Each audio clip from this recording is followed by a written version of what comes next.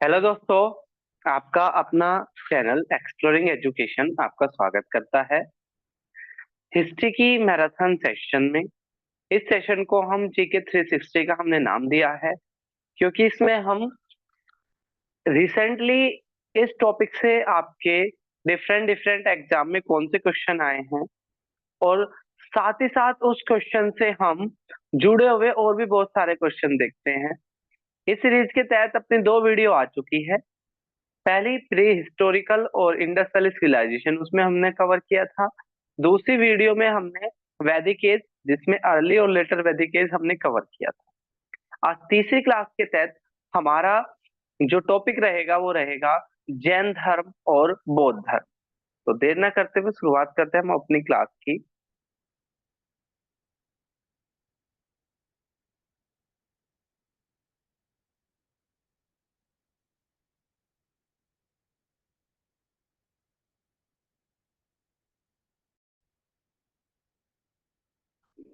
तो दोस्तों, आपका अपना चैनल एक्सप्लोरिंग एजुकेशन, अभी तक अगर आपने इसको सब्सक्राइब नहीं किया है तो चैनल को सब्सक्राइब कर लो ताकि हमारी वीडियो आपके पास जल्द से जल्द आ सके। तो शुरुआत करते हैं हम जैन धर्म से जुड़े हुए कुछ टॉपिक से।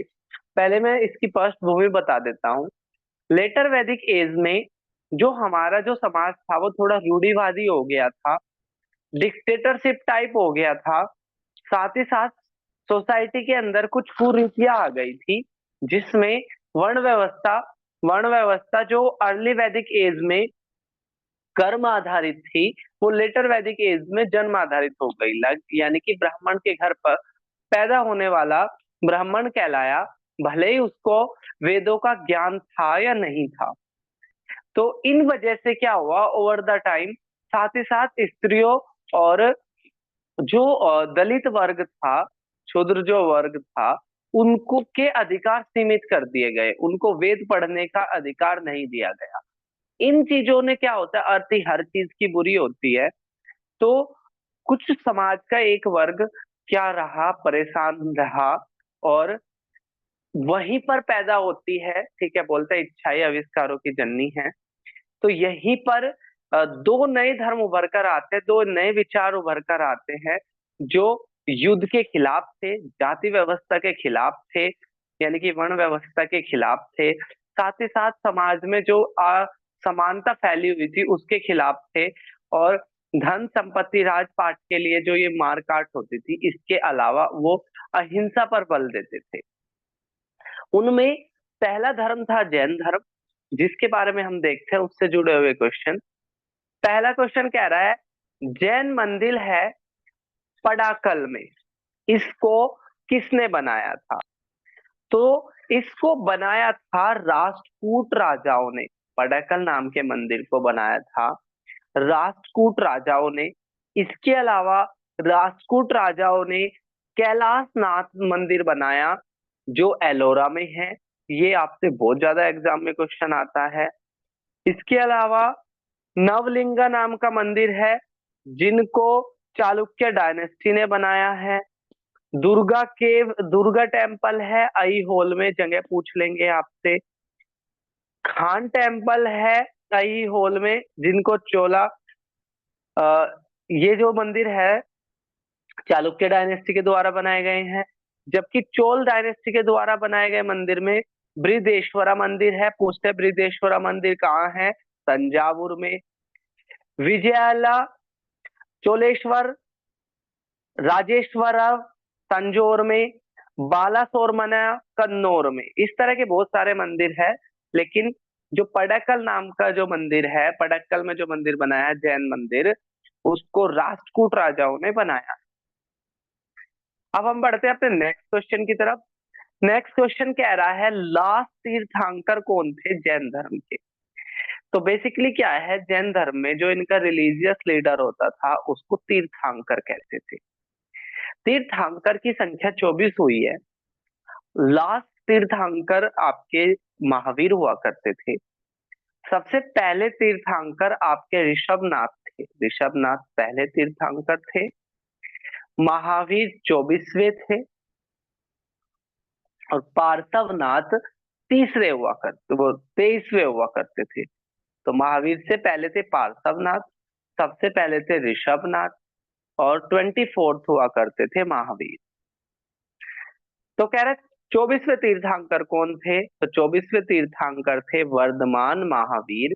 ए क्या हो जाएगा इसका करेक्ट आंसर हो जाएगा।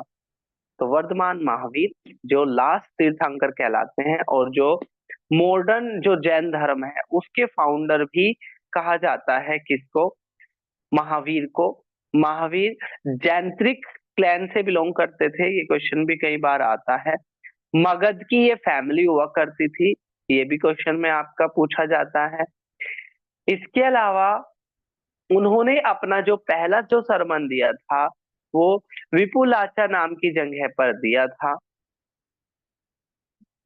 इसके अलावा अगर हम तो बात करें, देखो हमने देख लिया ऋषभनाथ पहले तीर्थंकर थे, बात बचती है ऑप्शन बी की और डी की।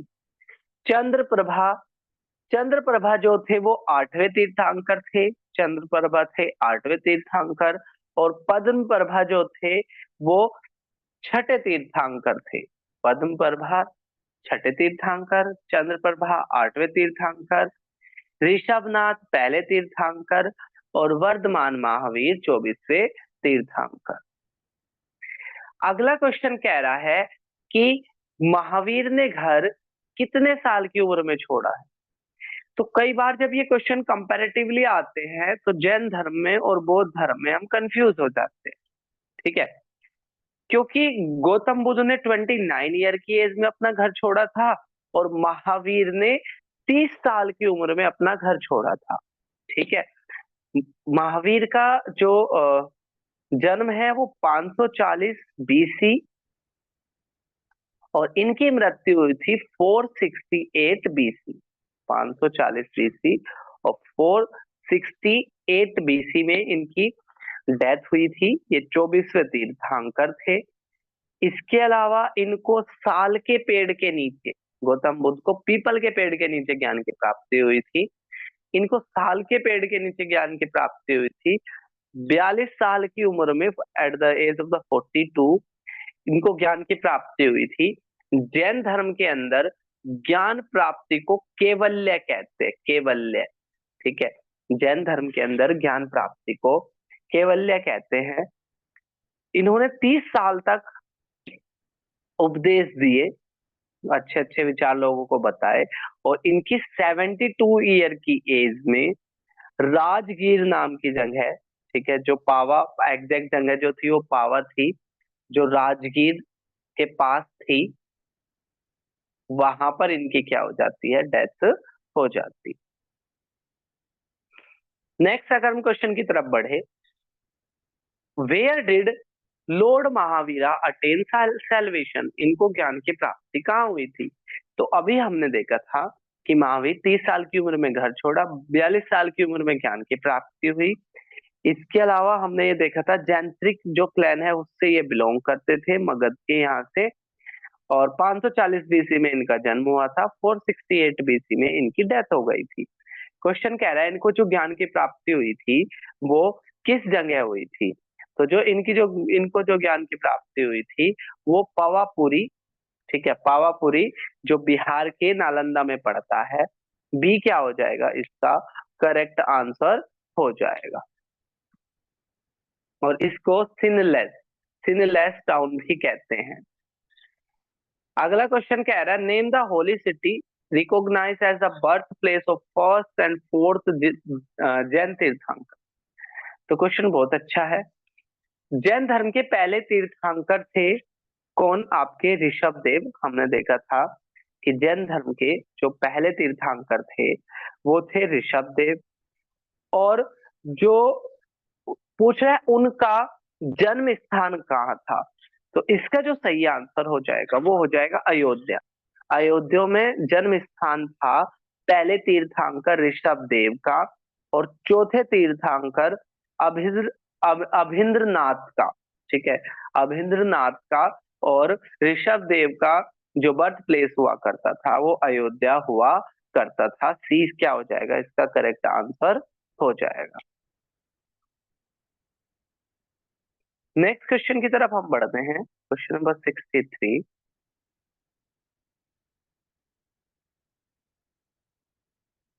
क्वेश्चन नंबर 63 कह रहा है, जैन फिलोसफी के अनुसार, जैन धर्म की फिलोसफी के अनुसार जीना वर्ड का मीनिंग क्या है? जीना से ही निकला है जैन।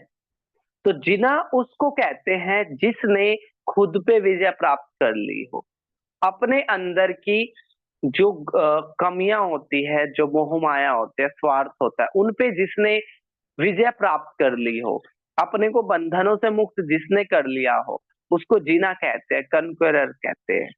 ठीक है। तो इसमें क्या है, 24 तीर्थंकर माने जाते हैं। ऋषभदेव पहले तीर्थंकर थे, पार्श्वनाथ 23वें, महावीर जो लास्ट थे, और मॉडर्न जैन धर्म के जो फाउंडर भी माने जाते हैं महावीर, वो 24वें तीर्थंकर थे। इसमें जो जैन धर्म की जो फिलोसफी है, वो चार पांच पांच इसके डॉक्ट्रिन है। पहला है अहिंसा, नॉन वायलेंस, हिंसा नहीं करनी है। ठीक है, 5 डॉक्ट्रिन है। दूसरा है सत्य, हमेशा सच बोलना है, झूठ नहीं बोलना है। नेक्स्ट है आस्तेय,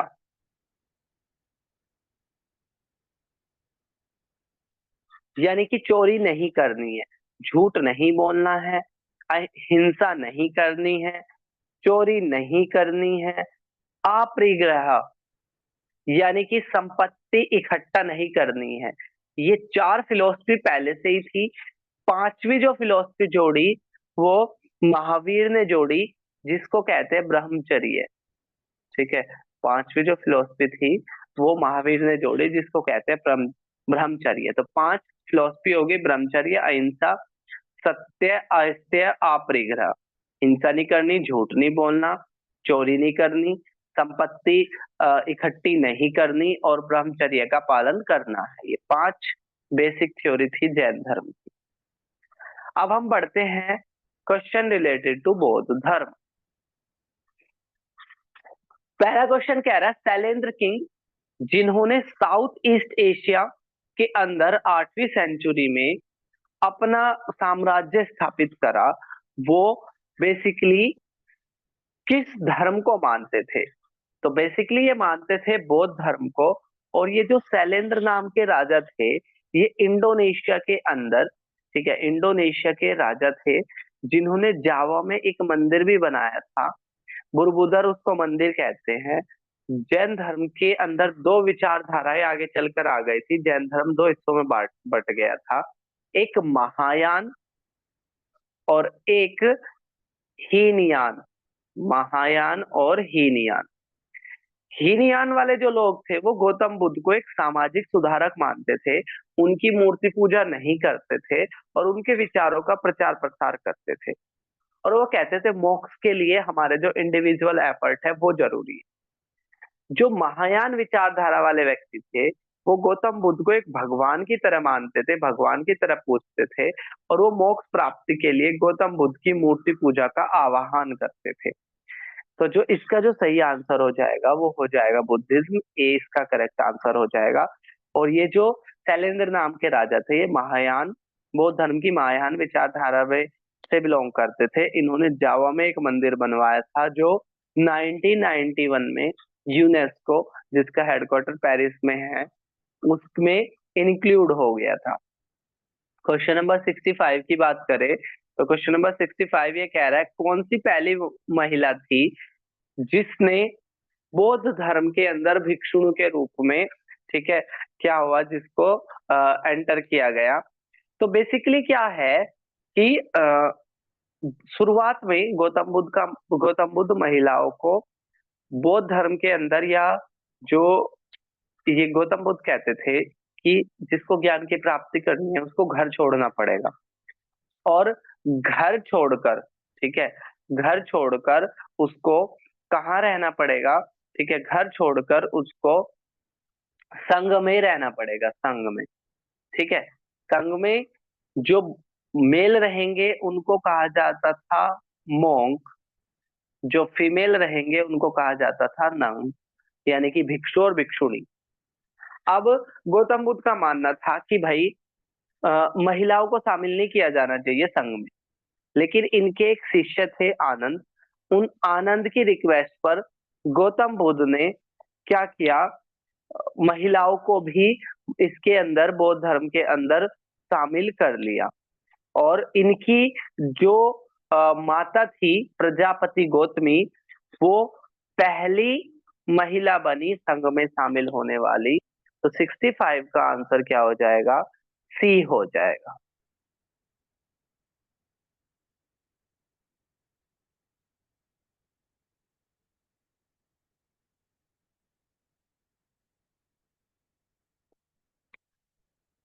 नेक्स्ट क्वेश्चन की तरफ बढ़ते हैं हम।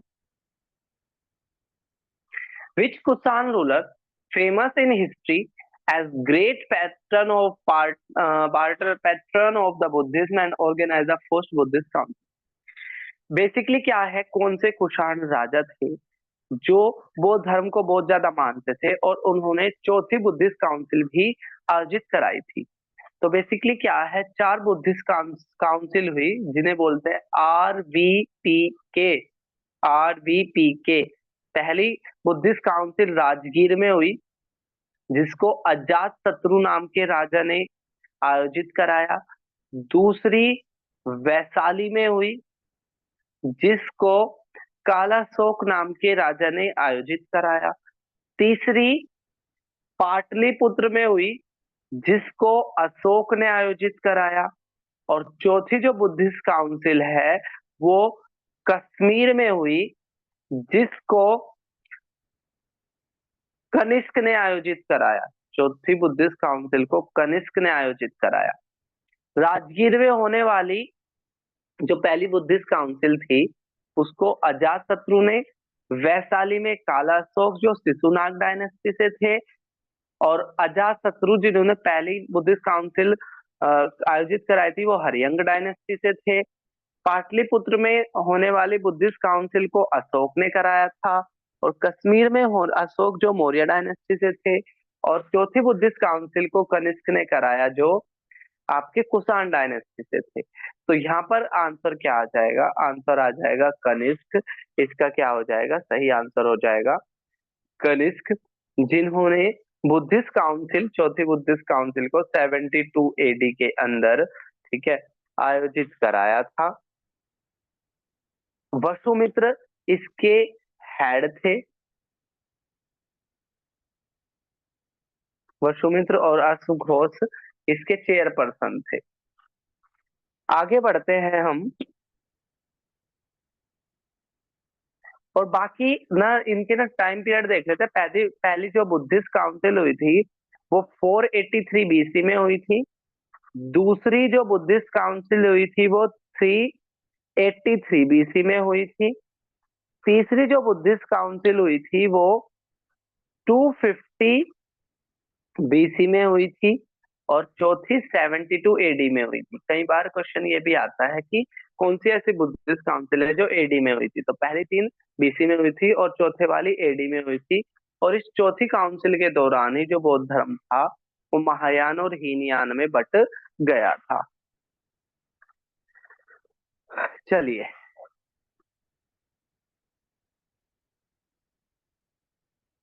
With reference to Buddhist architecture what does chaitya mean?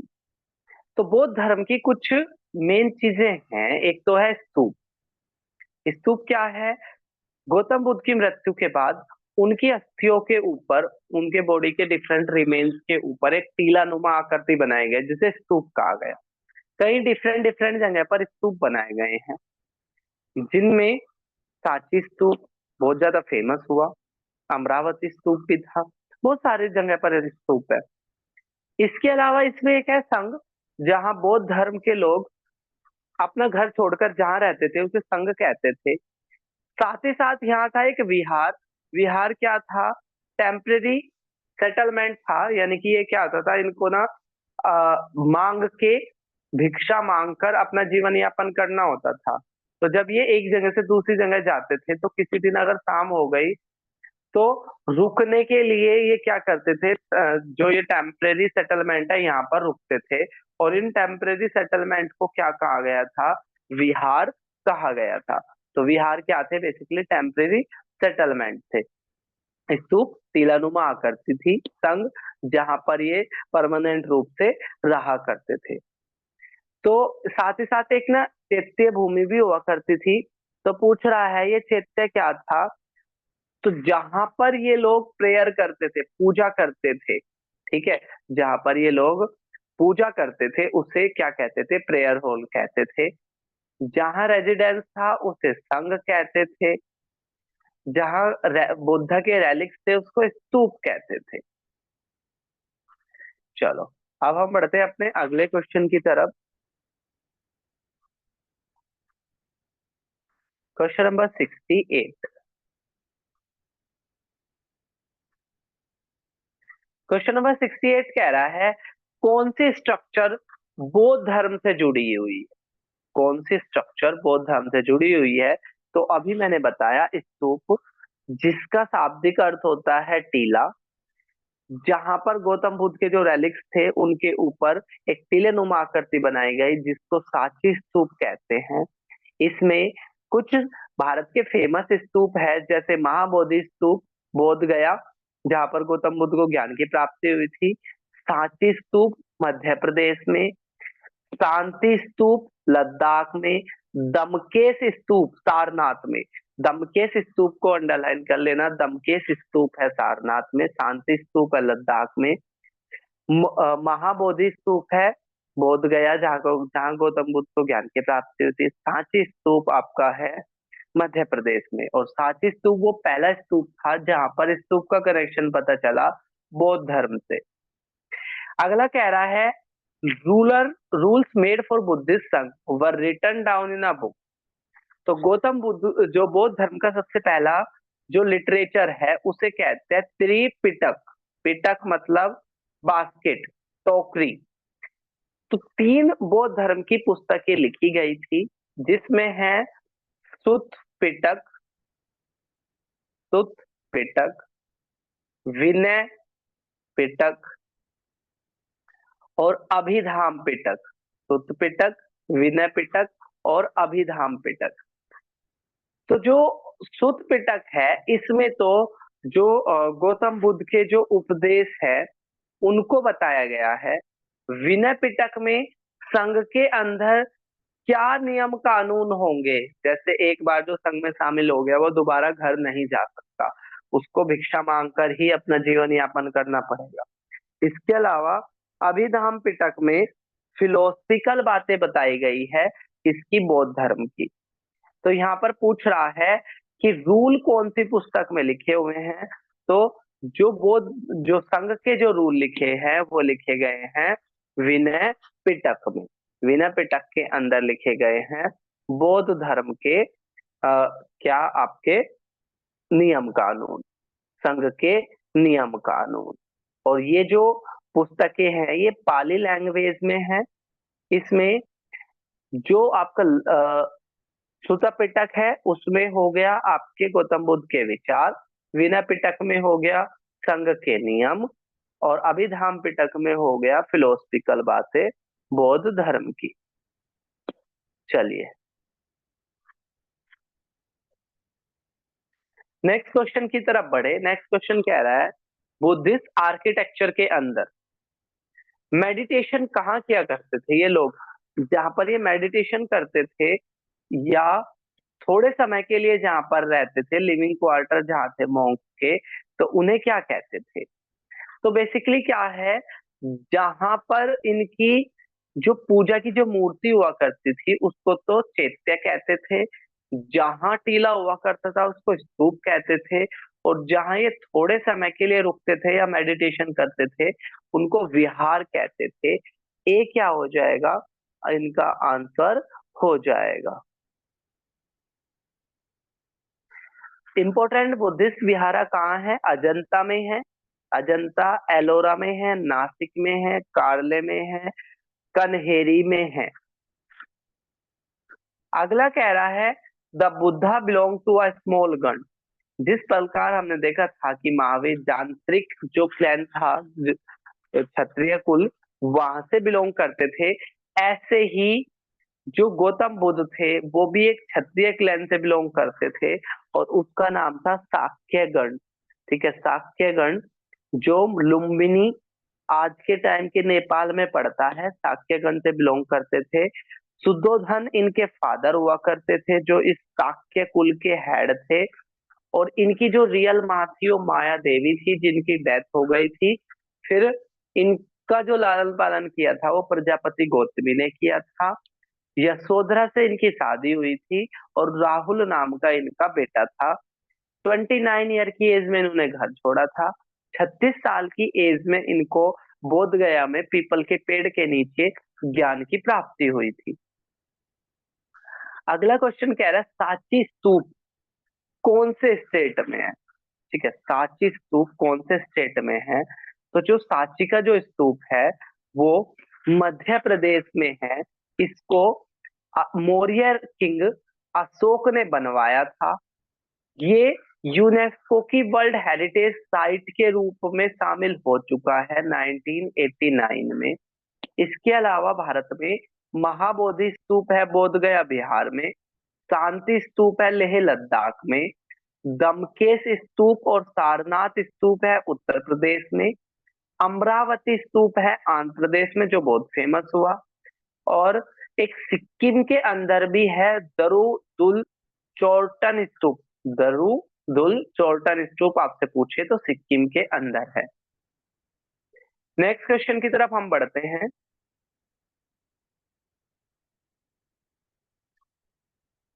Next question कह रहा है what was pedestrian path for devotee in wave in homage to stupa. तो बेसिकली क्या है, जैसे ये टीला है, इस टीले के चारों तरफ ऐसे बाउंड्री बनी हुई थी, और यहाँ पर लोग क्या करते थे, ठीक है, स्तूप को देखते थे। तो उसके लिए जो पाथ बना हुआ था, जो रास्ता बना हुआ था, उसको क्या कहते थे। ठीक है, उसके लिए जो रास्ता बना हुआ था उसको क्या कहते थे, क्वेश्चन ये पूछ रहा है। तो इसको मेधी कहा जाता था। ठीक है, मेधी कहा जाता था इसको। सी ए क्या हो जाएगा, आपका करेक्ट आंसर हो जाएगा। ठीक है,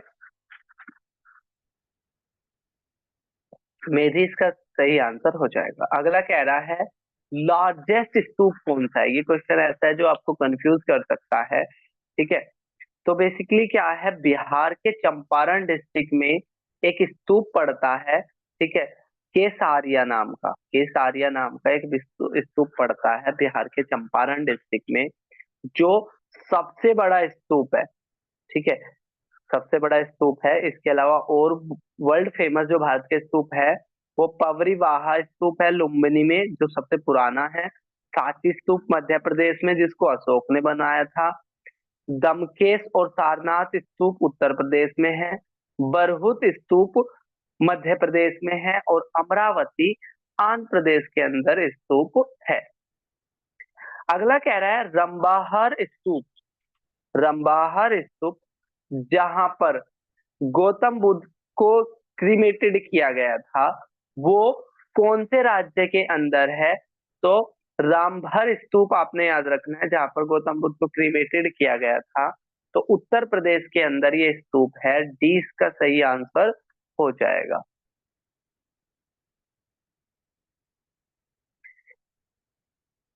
अब अगर हम बात करें यहाँ पर, देखो बाकी चीज अगर हम देखें, तो गौतम बुद्ध ने जन्म हुआ था उनका लुम्बिनी में। उन्हें ज्ञान की प्राप्ति हुई बोध गया में, जहां पर महाबोधि टेम्पल है बोध गया में। इसके अलावा उन्होंने अपना पहला सरमन सारनाथ में दिया, जहां पर दमकेश स्तूप है। इसके अलावा उनकी डेथ जो हुई वो कुशीनरा में हुई, यूपी में ही जो प्लेस पड़ता है। कह रहे कहां पर, which is not a part of Buddhist stupa. Buddhist stupa का कौन सा पार्ट नहीं है। ठीक है, बुद्धिस्ट स्तूप का कौन सा पार्ट नहीं है। तो जो गोपुरम है ना, गोपुरम बुद्धिस्ट स्तूप का पार्ट नहीं है।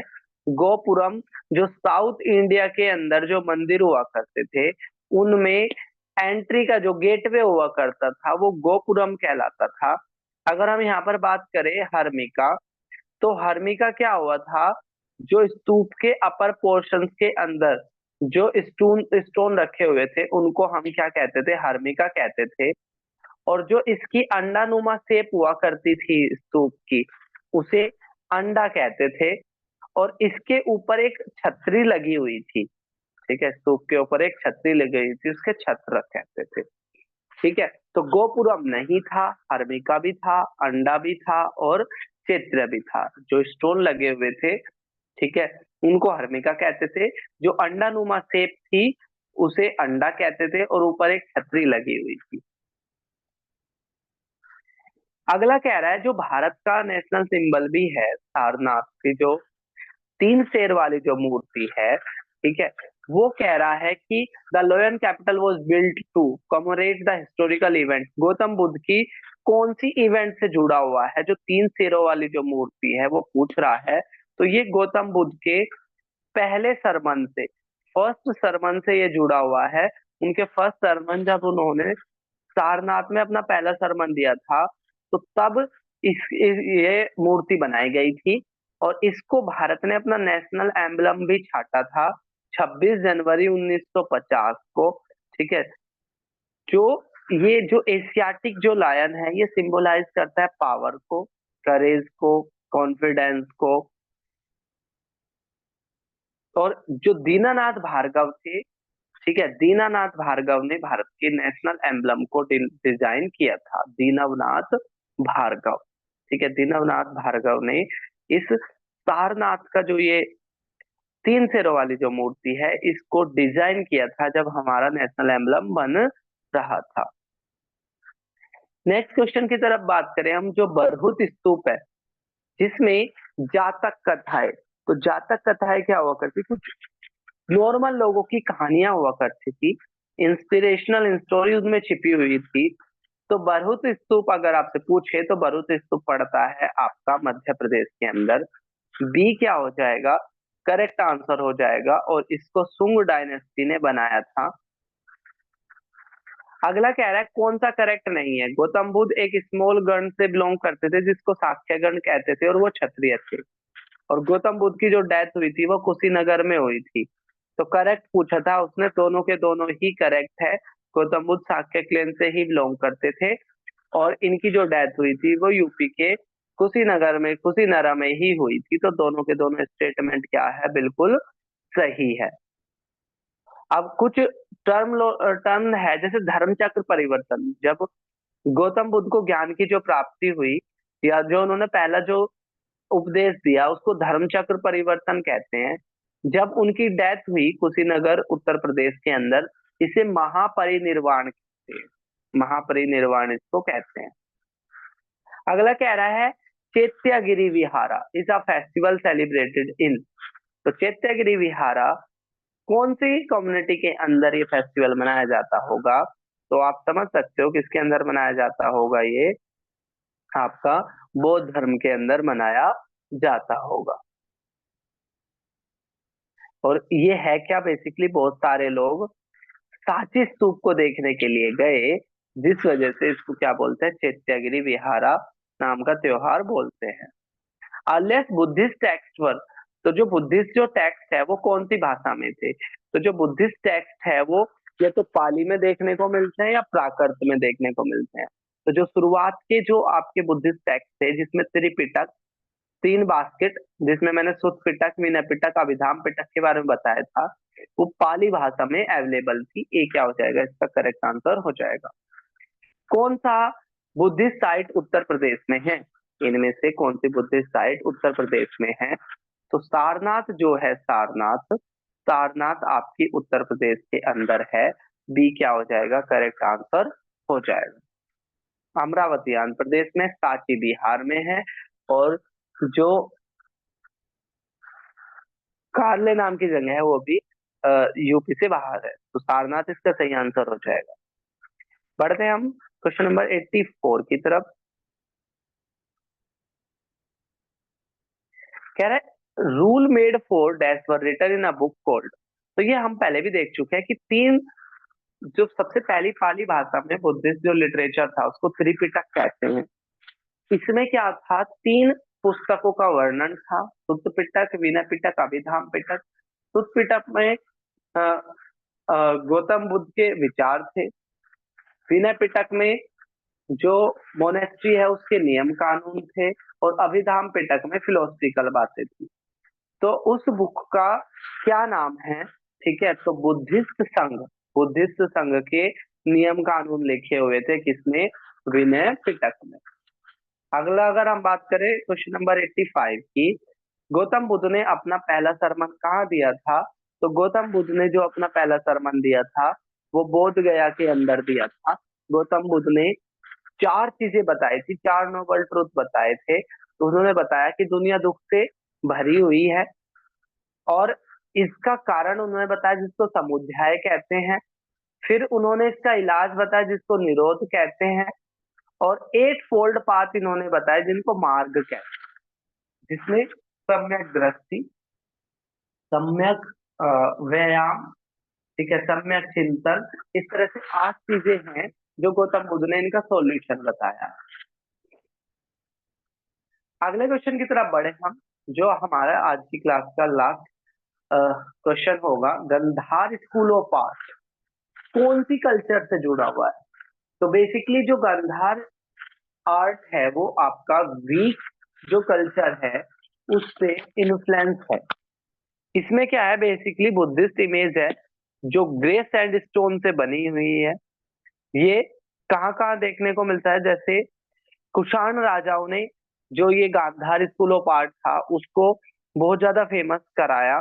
मथुरा, अमरावती जो आर्ट थी वो भी इसी टाइम पर इमर्ज हुई थी। तो डी इसका क्या हो जाएगा? करेक्ट आंसर हो जाएगा।